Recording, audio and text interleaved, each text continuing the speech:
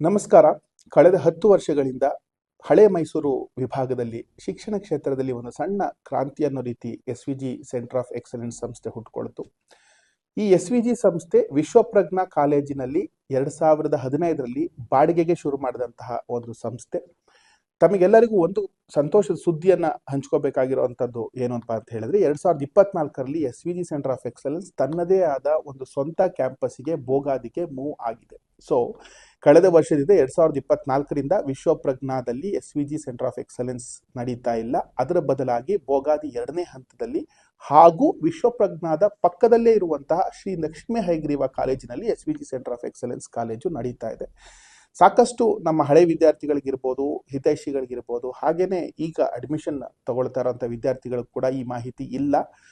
ಜೊತೆಗೆ ಈ ಮಾಹಿತಿಯನ್ನ ತಿರ್ಚುವಂತಹ ಮತ್ತು ಅದೇ ಜಾಗದಲ್ಲಿ SVG ಇದೆ ಅಂತ ಹೇಳಿ ಅಡ್ಮಿಷನ್ ತಗೊಳ್ತಾ ಇರುವಂತಹ ಒಂದಷ್ಟು ಪ್ರಸಂಗಗಳು ಕೂಡ ನನ್ನ ಗಮನಕ್ಕೆ ಬಂದಿರೋದ್ರಿಂದ ದಯಮಾಡಿ ತಮ್ಮೆಲ್ಲರಿಗೆ ನಾನು ಈ ಮೂಲಕ ಅಪೀಲ್ ಕೊಡೋದೇನು ಅಂತ ಹೇಳಿದ್ರೆ 2015ರಿಂದ 2024ರವರೆಗೆ SVG centre of excellence PU college ಏನು ವಿಶ್ವಪ್ರಜ್ಞಾ ಕ್ಯಾಂಪಸ್ಸಿನಲ್ಲಿ ಬಾಡಿಗೆಗೆ ನಡೀತಾ ಇತ್ತೋ ಆ ಕ್ಯಾಂಪಸ್ ಅಲ್ಲಿ ನಡೀತಾ ಇದ್ದಂತ ಕಾಲೇಜು ಹೋದ ವರ್ಷವೇ ತನ್ನ ಸ್ವಂತ ಕ್ಯಾಂಪಸ್ಸಿಗೆ ಶಿಫ್ಟ್ ಆಗಿದೆ. ಸೊ ಈಗ ವಿಶ್ವಪ್ರಜ್ಞಾ ಕಾಲೇಜು ಬೇರೆ, SVG ಸೆಂಟರ್ ಆಫ್ ಎಕ್ಸಲೆನ್ಸ್ ಬೇರೆ. SVG centre of excellence Bogadi campus ಅಲ್ಲಿದೆ ಹಾಗೂ ವಿಶ್ವಪ್ರಜ್ಞಾ ಪಕ್ಕದಲ್ಲೇ ಇರುವಂತಹ ಹಯಗ್ರೀವ ಕ್ಯಾಂಪಸ್ಸಿಗೆ SVG centre of excellence shift ಆಗಿದೆ.